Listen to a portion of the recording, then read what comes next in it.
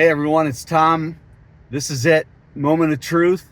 I'm sitting outside of World's Greatest Comics here in Westerville, Ohio, getting ready to pick up my first ever LCS comic that I've written. I've got my dogs with me in the back. There's Franklin.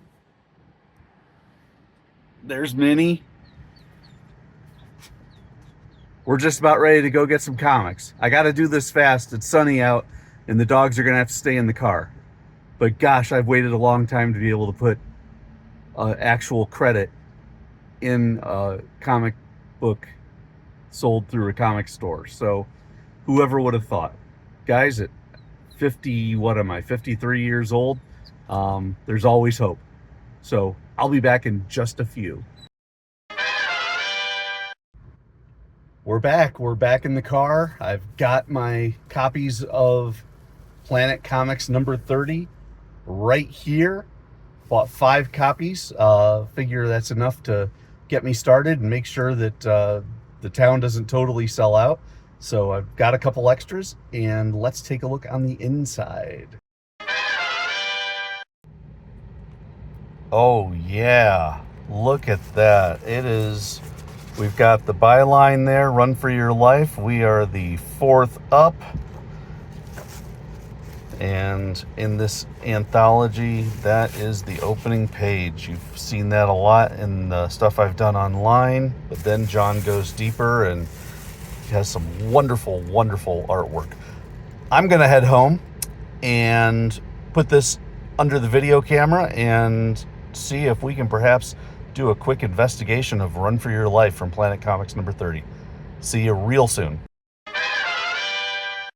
Truthfully, I wasn't sure whether or not to make this like an editor's note type of video or a Phoenix Spotlight. We're going to go with Phoenix Spotlight, even though it isn't a classic or a true Phoenix Productions book. It is Planet Comics number 30, put out by Antarctic Press. This is, guys, both John Muller and my first ever local comic shop distributed book with our bylines in it. And in fact, I will right here at the front show you right there. Run for Your Life, Planet Comics, issue 30, number 18, story and lettering by me, art by John. So we've got a whole number of pieces in here, which is awesome. Ben Dunn is fantastic at bringing together lots and lots of contributors to make some really nice anthologies. But yeah, Run for Your Life is the piece that we did. So just so that we remember, Run for Your Life came from a Phoenix Productions, Strange Times number 1. Alan Groening and I did this, and you can see this was the story.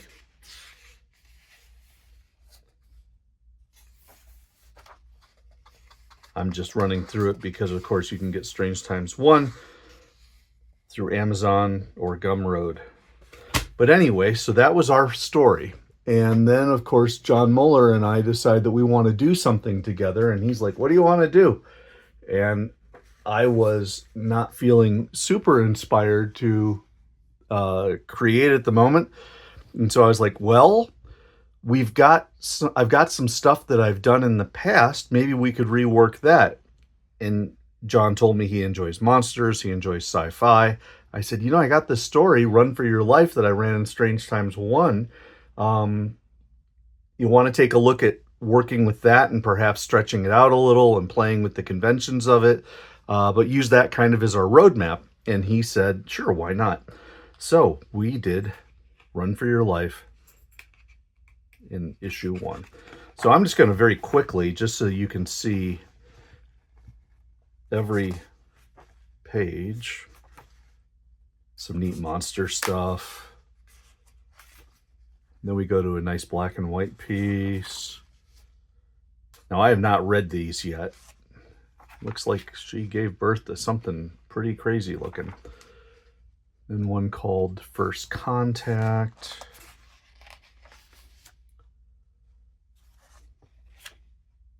Nice looking apes. Well done there. And then our book, or our story, Run for Your Life. And again, the story is largely the same thematically, so I'm only really going to talk about the technical side, the art side, and a couple things. First off, you can tell we went from a cartoony hero to a almost Sigourney Weaver alien-esque heroine, and that was John's decision. I think it was a great one, just something different, something to try. I really liked how he did his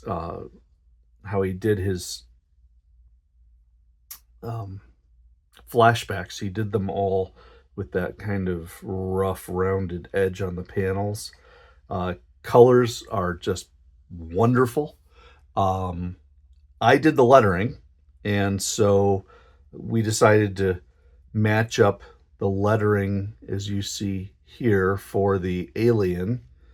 We matched it up with the title lettering and then this stuff down at the bottom. So yeah. He had some great shots. I love this shot of our heroine, who never has a name, falling down.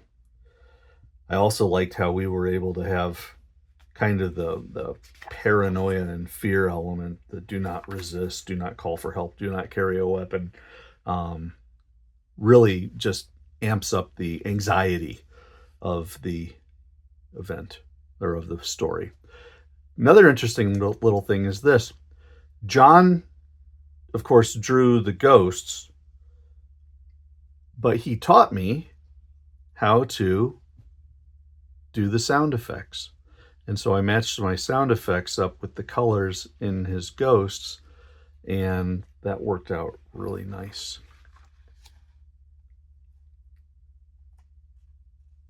He has a really good mix of distance shots, straight on, close, real close, just good mix of stuff. The visual interest is really solid. I like that a lot. The overhead with the silhouette type look. Now we've got the additional ghosts, each with their own unique color and with their own unique sound effects. If you stop running, you die. There is no escape. So we got our blaster. Love the look. If you go back and look, you've got nervous, scared, surprised, very wide eyes because she sees the food. And then you get the next big close-up and you can see she's got a look on her face. She's got a blaster and she's ready to go to town. So we had some fun with that. And of course the zap zap. Then we, again, run out of energy in the blaster. Stays quiet, goes on. And then you can see we kind of get into this neat montage of running, food, running, eating, running, blaster. And of course you've got the monsters, the ghosts chasing after her. And then finally the button, hits the button, falls down again. And then more monsters, and this time 2 blasters. And then John gets to totally scratch his itch of doing crazy looking monsters as we wrap up the story. If you want to live, run for your life. So John, you done good. Love it. And here's the rest of the book. It's a black and white story. Actually, the art looks pretty good in it. And then we wrap up the rest of the Antarctic Press catalog. So that's it. After I'm now 53 years old, I remember as a kid, gosh, was I even 10 or 11 at the time? I had a copy of the Marvel Tryout book, that massive publication where they had full-size art that you could ink over, and they had information on how to write stories and all that. And I thought at the time, wouldn't it be great someday to be able to have a comic book of my own? Well, I'm in a comic book of my own, and that's Planet Comics number 30 from Antarctic Press. I'm sure John has a similar type of story about how fun it is to see your name up in lights. And yeah, this is exciting. This is kind of a bucket list type of thing. So that's all I can say. You can go out and get it. It's on the stands at comic shops, or you can hopefully get them to order from Diamond.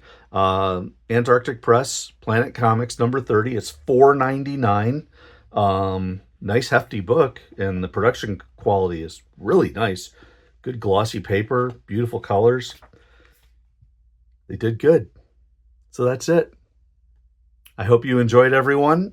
We will get back to more regular zines and comics in the future, but I did want to share this real special moment with everybody. Thanks again for watching.